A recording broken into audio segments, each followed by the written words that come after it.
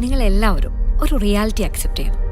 പോലീസിനും ഈ സൊസൈറ്റിയിലെ നല്ലൊരു ശതമാനം ആളുകൾക്കും ഈ കേസിന്റെ സത്യാവസ്ഥ എന്താണെന്ന് നന്നായിട്ട് അറിയാം.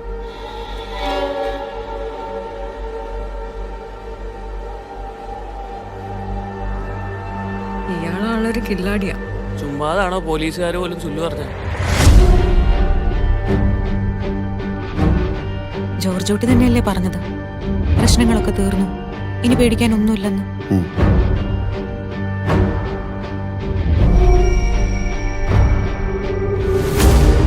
പോലീസിന്റെ രീതികൾ മുൻകൂട്ടി കണ്ട് കളിക്കുന്ന ഒരാളാണല്ലോ അയാൾ. അപ്പോ പോലീസുകാരും അയാളുടെ ഒരു ഫാനാണ്.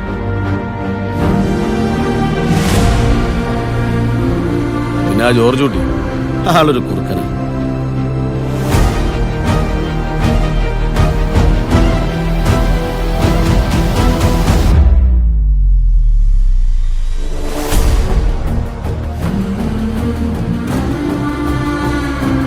ഈ ആക്സിഡന്റ് കാര്യം എന്താ അവരോട് പറയാൻ പറ്റാത്തെ?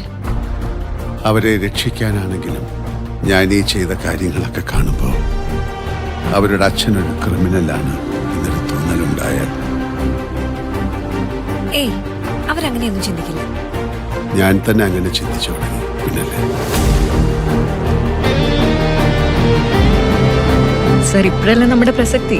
മീഡിയ ഇൻവെസ്റ്റിഗേഷനിലൂടെ ജീവൻ വെച്ച് തെളിയിക്കപ്പെട്ട എന്തോരം കേസുകളുണ്ട് സർ. അവരാരാണെന്ന് മനസ്സിലാക്കാൻ എന്തെങ്കിലും സൂചന തരാൻ പറ്റും? I want his full file on my desk as soon as possible.